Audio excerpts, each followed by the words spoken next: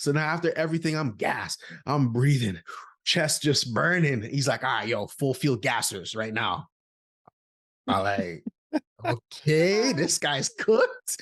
Yo, I kid you not. I remember looking down, ready to do my gassers. This guy says go. I turn up. This guy's halfway across the field. I'm still gearing up, trying to get into fourth gear. There's gas coming out of me because my engine's not getting up there.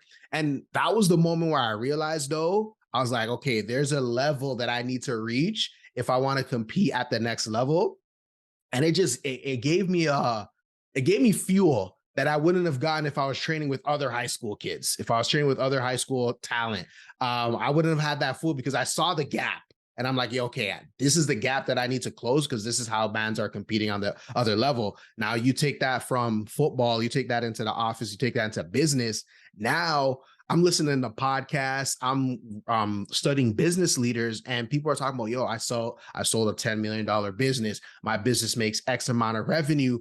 It's opening my mind and my eyes to what's possible and what's out there. And I'm like, yo, it's not about like making this small goal. It's about this is possible. These goals are attainable, and here's how to get to it. So I really love that about when you get around great people who are excelling at a high level.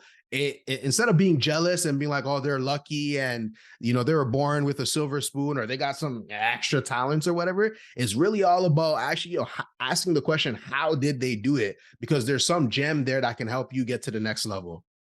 Yeah, and I still to this day feel like it the people who are in the place that you want to get to have the keys. And that's the whole point of getting in these rooms. Like you talked about, oh, I sold a $10 million business. I'm still heartbroken off of the fact that like businesses that I started that I didn't back in the day have just the audacity to push through and figure those out, because I look back at knowing what I know now, I'm like, oh, we could have really did that at an even higher level. Like we did good, but we could have been elite and we could have built something crazy. But you know what? Like now I'm in rooms with those folks who got crazy or what before used to feel like astronomical success. And it seems like way more attainable. I feel like as a young kid who wants to, grow up and I want to play pro football, or I want to be a doctor, I want to be an astronaut. My son the other day said the craziest thing. He's like, Daddy, I want to go to outer space. I'm like, man, you gotta be an astronaut to do that. You gotta learn how to fly a spaceship. He's like, so yo, buy a spaceship. Like, Let's so go. it's like to a degree, you have to be a little naive Yeah. to have serious goals and go get them, because all the people who don't have that same level of confidence will give you every reason in the world not to make it. And you won't even be able to conceive inside of your little box of what we call reality. Like, what does a $10 million business look like to sell it? People sell businesses for far, far, far more than 10 million. So for some people, 10 million is not worth getting out of bed. But then, you start in your t-shirt company, you're looking at like 10,000, like 10,000 is a mountain to climb. So it's like getting into the rooms where the norm is just so far above your head that you ain't got no choice but to rise up. That's the whole point of going where the great people are. It's just like, if you show me your friends, I'll show you your future. And that's one of those ones that like people's parents tell them, but they say it's cliche because it's true. I heard it on a podcast today. It's a cliche because it's true. Like these parents were trying to tell us something. You hang out with four broke people, you will be the fifth.